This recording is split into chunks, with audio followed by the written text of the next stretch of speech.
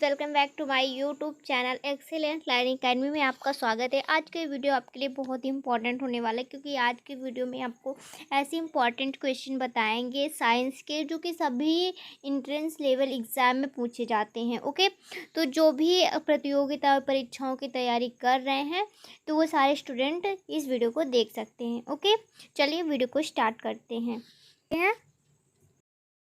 हाँ जी डियर, तो हमारा जो फर्स्ट नंबर का क्वेश्चन है वो ये है कि टमाटर का लाल रंग क्यों होता है, यानी कि टमाटर का लाल रंग क्यों होता है।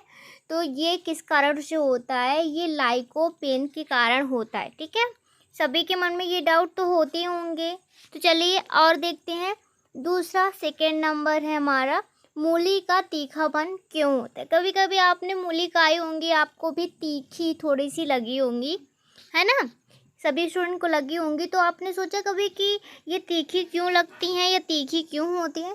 तो चलिए देखिए, ये आइसोसाइनेट का ऐसा एक पदार्थ पाया जाता है जिसके कारण ये तीखी होती हैं या तीखी लगती हैं। ठीक है, अब चलिए अगला देखते हैं। अगला क्या है कि दूध का रंग सफ़ेद क्यों होता है। दूध तो सभी पीते हैं, क्यों, सभी डियर्स पीते होंगे दूध। ऐसा तो कोई बंदा नहीं होगा जो दूध नहीं पीता होगा। हाँ, ऐसे कोई स्टूडेंट हो सकते हैं जिनको नहीं पसंद होता है।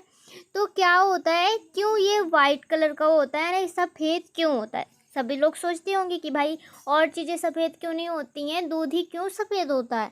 तो ये केशिन नामक का पदार्थ पाया जाए जिसके कारण ये सफ़ेद होता है। हाँ, फिर अगला क्वेश्चन है कि हल्दी पीले रंग की क्यों होती है। तो हल्दी पीले रंग की क्यों होती है, क्योंकि उसमें कुरकुमीन जैसा पदार्थ पाया जाता है। 5 नंबर का है हमारा, तिलहनों के तेल में पीला रंग किस कारण से होता है। तो तिलहनों के तेल में पीला रंग जो होता है वो कैरोटीनाइड के कारण होता है। ओके, चलिए अगले क्वेश्चन देखते हैं। ओके, तो अगला क्वेश्चन है हमारा कि गाजर का नारंगी रंग किस कारण का होता है। तो गाजर का आपने नारंगी रंग देखा ही होगा। तो देखिए, गाजर का नारंगी रंग कैरोटीन के कारण होता है। ठीक है, अब चलिए अगला क्वेश्चन देखते हैं। अगला क्वेश्चन है हमारा कि 7 नंबर का है कि सेब, सॉरी यहाँ पे सब लिखा है लेकिन यहाँ पे आप सेब कर लीजिए, ये रॉन्ग हो गया है, यहाँ पे आप करेंगे सेब। ओके जी, सभी लोग इसको सेव कर लें। फिर देखिए, सेब का लाल रंग किस कारण से होता है। तो सेब का जो लाल रंग होता है वो एंथोसायनिन के कारण होता है। ओके, क्लियर है सभी को। अगला देखिए, प्याज में लाल रंग किस कारण के होता है। तो प्याज में लाल रंग जो होता है वो एंथोसायनिन के कारण होता है। ठीक है, चलिए अगला क्वेश्चन देखते हैं। अगला क्वेश्चन है हमारा कि प्याज में पीला रंग किस कारण से होता है। तो प्याज में जो पीला रंग होता है ना, तो वो कवेरिसिटीन के कारण होता है। ठीक है, अब चलिए अगला क्वेश्चन है हमारा कि मिर्च का लाल रंग किस कारण से होता है। तो मिर्च का लाल रंग कैप्सिन के कारण होता है।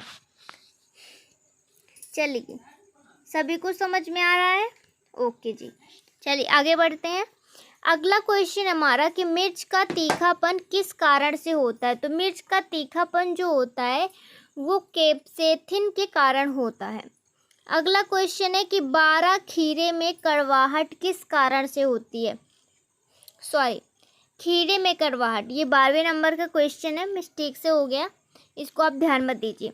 तो 12वें नंबर का जो मतलब कि खीरा होता है, यानी 12वें नंबर का क्वेश्चन है कि खीरे में कड़वाहट किस कारण से होता है। तो खीरे में जो कड़वाहट होता है वो कुकुरबिटेशन के कारण होता है। ओके, अगला क्वेश्चन है हमारा कि पपीता पीला किस कारण से होता है। तो पपीता जो पीला रंग होता है उसका, वो केरिकांजेथीन के कारण होता है। चलिए आगे बढ़ते हैं। अगला क्वेश्चन है कि वायुमंडल का सर्वाधिक स्थायी तत्व है। तो वायुमंडल का सर्वाधिक स्थायी तत्व क्या है, जलवाष्प। क्या है, जलवाष्प। अगला क्वेश्चन है कि वायु दाब प्रयास सर्वाधिक होता है जब वायु होती है, क्या होती है, ठंडी तथा शुष्क वायु होती है। अगला क्वेश्चन है कि वातावरण में सबसे ज़्यादा ओजोन का सफ़ेद रंग है, किस कारण, तापमान, किसमें, समताप मंडल में। ओके जी, चलिए आगे का बढ़ते हैं। अगला क्वेश्चन है हमारा कि मेघ गर्जन वायुमंडल में किस परत में होता, तो मेघ गर्जन वायुमंडल के क्षोभ मंडल में होता है। ठीक है। अगला क्वेश्चन है पृथ्वी के ऊपर मौजूद वायुमंडलीय परतों की संख्या कितनी है, तो पृथ्वी पर मौजूद वायुमंडलों की संख्या 5 है। कौन सी गैस वायुमंडल में सर्वाधिक मात्रा में पाई जाती है, तो नाइट्रोजन गैस सबसे ज़्यादा अधिक मात्रा में वायुमंडल में पाई जाने वाली गैस होती है। अगला क्वेश्चन है ओजोन संरक्षण दिवस कब मनाया जाता है, ओजोन संरक्षण दिवस 16 सितंबर को मनाया जाता है। ओजोन परत पाई जाती है, ओजोन परत समताप मंडल में पाई जाती है। ग्लोब दाब कटिबंधों की संख्या कितनी है, तो ग्लोब दाब कटिबंधों की संख्या कितनी है, 7।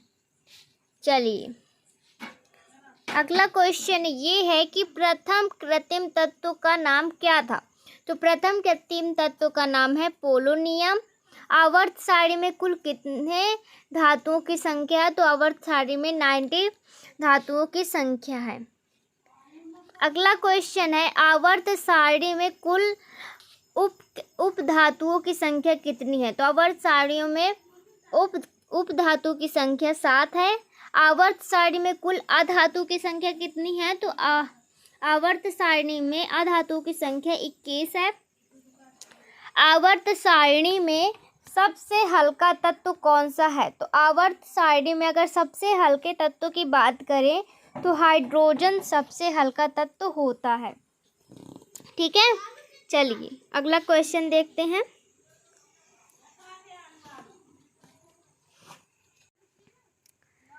अगला क्वेश्चन है कि आवर्त सारणी में सबसे भारी धातु कौन सी होती है, तो आवर्त सारणी में अगर सबसे भारी धातु की बात करें तो सबसे भारी धातु क्या है, ऑक्सीमियम। ठीक है।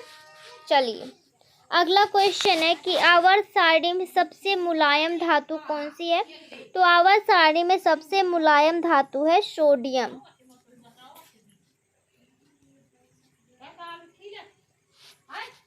अगला क्वेश्चन है हमारा कि आवर्त सारणी में सबसे हल्की धातु कौन सी है, तो सबसे हल्की धातु की बात करें तो लिथियम सबसे हल्की धातु है। आवर्त सारणी में सबसे विषैला तत्व कौन सा है, तो प्लूटोनियम, क्या, प्लूटोनियम सबसे विषैला धातु माना जाता है। अगला क्वेश्चन ये है कि आवर्त सारणी में एकमात्र द्रव, क्या, आवर्त सारणी में एकमात्र द्रव धातु कौन सी है, तो पारा ही एकमात्र ऐसी द्रव धातु है जो कि द्रव यानी कि तरल रूप में पाई जाती है। ठीक है।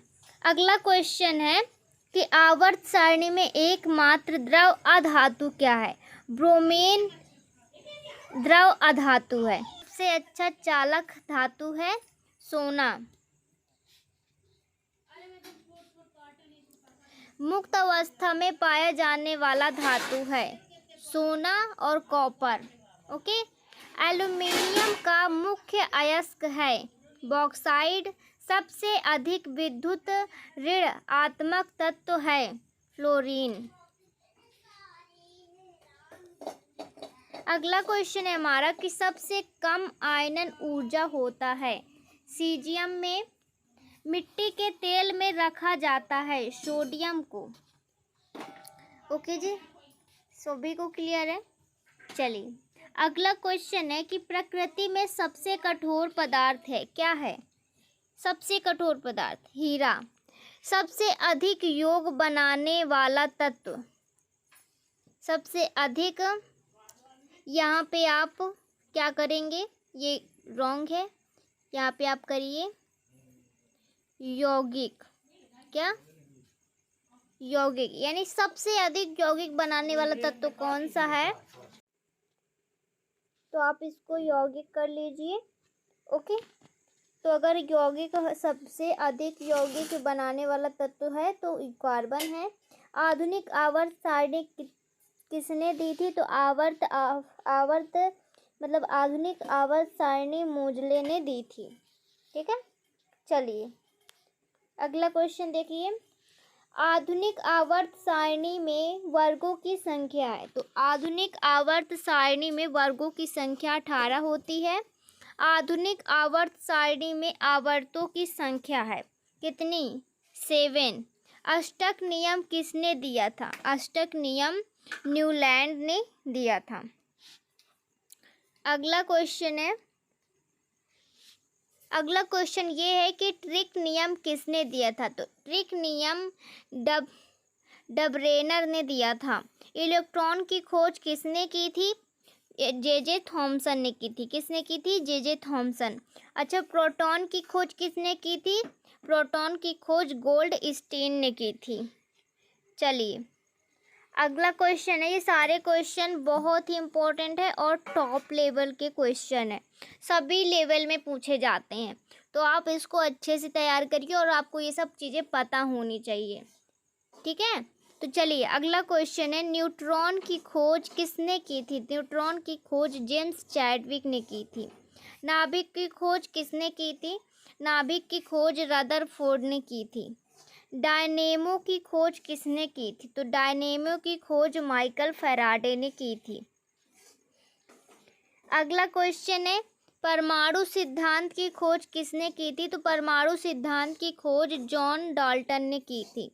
रेडियो सक्रियता की खोज किसने की थी? तो रेडियो सक्रियता की खोज हेनरी बेकबेरेल ने की थी।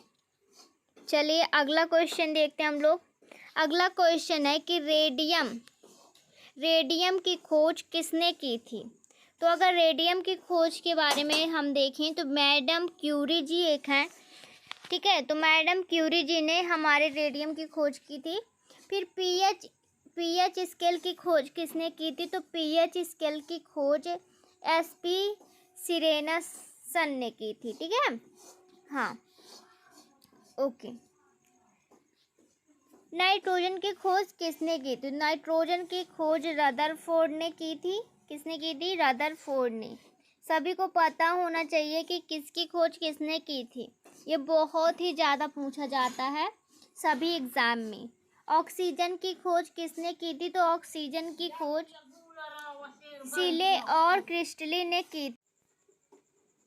टेलीविज़न की खोज किसने की थी? तो टेलीविज़न की खोज जे.एल. बेयर्ड ने की थी। ओके, चलिए सभी को क्लियर है सारे क्वेश्चन? ओके, अगला क्वेश्चन देखते हैं। अगला क्वेश्चन है कि रेल इंजन की खोज किसने की थी? तो रेल इंजन की खोज किसने की थी? चार्ल्स स्टीफेंसन ने। ठीक है, अगला क्वेश्चन देखते हैं। अगला क्वेश्चन है हमारा कि ग्रामोफोन की खोज किसने की थी? तो ग्रामोफोन की खोज किसने की थी? एडिसन ने की थी। ठीक है जी, चलिए अगला क्वेश्चन देखते हैं हम। अगला क्वेश्चन है हमारा कि दूरबीन की खोज किसने की थी? तो दूरबीन की खोज के बारे में अगर देखें तो दूरबीन की खोज गैलीलियो ने की थी। ठीक है जी, चलिए अगला क्वेश्चन हमारा कि भाप इंजन की खोज किसने की थी? तो भाप इंजन की खोज जेम्स वाट ने की थी। किसने की थी? जेम्स वाट ने की थी। विद्युत चुंबकीय प्रेरण की खोज किसने की थी? तो विद्युत चुंबकीय प्रेरण की खोज फैराडे ने की थी। ठीक है जी, चलिए अगला क्वेश्चन है हमारा कि एक्स किरण की खोज किसने की थी? तो एक्स किरण की खोज रोटेजन ने की थी। लघु गणक की खोज किसने की थी? तो लघु गणक की खोज जॉन नेपियर ने की थी। अगला क्वेश्चन है हमारा कि नाइट्रोजन की खोज किसने की थी? तो नाइट्रोजन की खोज फैराडे ने की थी। हाँ जी डियर, चलिए अगला क्वेश्चन देखते हैं हम कि अगला क्वेश्चन क्या है। तो अगला क्वेश्चन है कि गोबर गैस में मुख्य रूप से क्या पाया जाता है? तो गोबर गैस में आपको पता ही है मीथेन गैस पाई जाती है। ठीक है, जो हमारे मिट्टी को क्या करती है, उपयोगी बनाती है। ठीक है, फिर दूध की शुद्धता को मापन किस यंत्र से किया जाता है, तो दूध की शुद्धता का मापन लैक्टोमीटर के द्वारा किया जाता है। अगला क्वेश्चन है पृथ्वी पर सबसे अधिक मात्रा में पाया जाने वाला धातु कौन सा है, तो एल्युमिनियम सबसे अधिक मात्रा में पाया जाता है पृथ्वी पर। फिर है मोती मुख्य रूप से किस पदार्थ का बना होता है, तो मोती कैल्शियम कार्बोनेट का बना होता है। मानव शरीर में सबसे अधिक मात्रा में कौन सा तत्व पाया जाता है, तो ऑक्सीजन सबसे अधिक मात्रा में पाया जाता है। मनुष्य में सर्वप्रथम किस जंतु का अपना पालतू बनाया था, मनुष्य ने सबसे पहले कुत्ते को अपना पालतू जानवर बनाया था। ध्वनि की प्रबलता किस पर निर्भर करती है, ध्वनि की प्रबलता आयाम पर निर्भर करती है। चेचक होने की वजह वायरस है, वायरस के द्वारा चेचक होता है। प्रतिरोध की एसआई इकाई क्या है, तो ओम प्रतिरोध की एसआई इकाई है। अगला क्वेश्चन है सबसे व्यस्त मानव अंग कौन सा है, तो सबसे व्यस्त मानव अंग दिल होता है, यानी हार्ट। इसके बाद बेकरी में साधारणतः तथा उपयोग किए जाने वाले बेकिंग सोडा वास्तव में है क्या है, सोडियम बाइकार्बोनेट। आनुवांशिक की इकाई है जीन। चलिए आगे देखते हैं जी। अगला है शरीर के किस अंग में आयोडीन संचित रहता है, तो थायराइड में आयोडीन संचित रहता है। मधुमक्खियों का प्रजनन प्रबंधन कहलाता है एपीकल्चर। ओके, चलिए अगला क्वेश्चन है रक्त के थक्का बनने में सहायक विटामिन है, कौन सा विटामिन सहायक होता है, विटामिन के। कैल्शियम एल्यूमिनेट तथा कैल्शियम सिलिकेट का मिश्रण कहलाता है, क्या कहलाता है, सीमेंट। अगला क्वेश्चन है कि प्रकाश संश्लेषण में हरे पौधे द्वारा कौन सी गैस छोड़ी जाती है, तो ऑक्सीजन छोड़ी जाती है। पेड़ में पत्तियों में पाए जाने वाला हरा पदार्थ क्या है, क्लोरोफिल। चलिए पादप रोगों को सबसे दायी कारक है, यानी सबसे दायी कारक कौन सा है, फफूंद होती है। मानव शरीर के किस अंग में लसिका कोशिका बनती है, दीर्घ अस्थि में बनती है। ओके, अगला क्वेश्चन है हमारा मानव शरीर में पाचन का अधिकांश भाग का संपन्न होता है, छोटी आंत में संपन्न होता है। मानव शरीर में रक्त शुद्ध करने वाला कौन सा है, तो वृक्क ऐसा होता है जो रक्त को शुद्ध करता है। भोजन की ऊर्जा को मापा जाता है किससे, कैलोरीज के द्वारा। मनुष्य में मुख से निकल रार किसका पाचन करती है, स्टार्च बनाती है, क्या करती है, स्टार्च बनाती है। अरक्तता किसकी कमी के कारण होता है, तो अरक्तता हीमोग्लोबिन की कमी के कारण होता है। ओके जी, क्लियर है सभी को। चलिए आगे बढ़ते हैं। अगला है कौन सा रक्त समूह सर्वदाता कहलाता है, तो रक्त समूह ओ सर्वदाता कहलाता है। कौन सा रक्त सर्वग्राही कहलाता है, तो AB सर्वग्राही कहलाता है। यहाँ पे सर्वदाता सर्वग्राही का मतलब है कि सबको देने वाला और सबसे लेने वाला, तो सबको देने वाला यानी कि O है, और सबसे जो लेता है यानी ग्रहण करता है वो AB है। ओके, फिर अगला है विश्राम के समय सामान्य वयस्क पुरुष में औसत श्वसन दर होती है कब, 15 से 8 बार मिनट। मानव शरीर में पीयूष ग्रंथि होती है मस्तिष्क के ठीक नीचे। ओके, चलिए लास्ट हमारा क्वेश्चन है 100 नंबर। लाल रक्त कण का जीवन काल कितने दिन का होता है, तो 120 दिन का होता है। ठीक है, तो ये टॉप 100 ऐसे क्वेश्चन थे जो कि बहुत ही ज़्यादा इंपॉर्टेंट है और सबसे ज़्यादा एंट्रेंस लेवल एग्जाम में ही पूछे जाते हैं। तो आप इन सारे क्वेश्चनों को तैयार करिए और अपने सारे डाउट को क्लियर करिए। जो भी क्वेश्चन आपको ना समझ में हो तो कमेंट कर सकते हैं। अगर आपको इसका PDF चाहिए तो आप हमें कमेंट करिए, हम उसका PDF आपको देंगे। ओके जी, और जिन भी स्टूडेंट को ऐसी वीडियो की अपडेट चाहिए वो हमारे चैनल को सब्सक्राइब कर ले। और वीडियो अगर आपको अच्छा लगा है, हेल्पफुल रहा आपके लिए, तो वीडियो को लाइक करिए, अपने दोस्तों को भी शेयर करिए। Okay, thank you dear.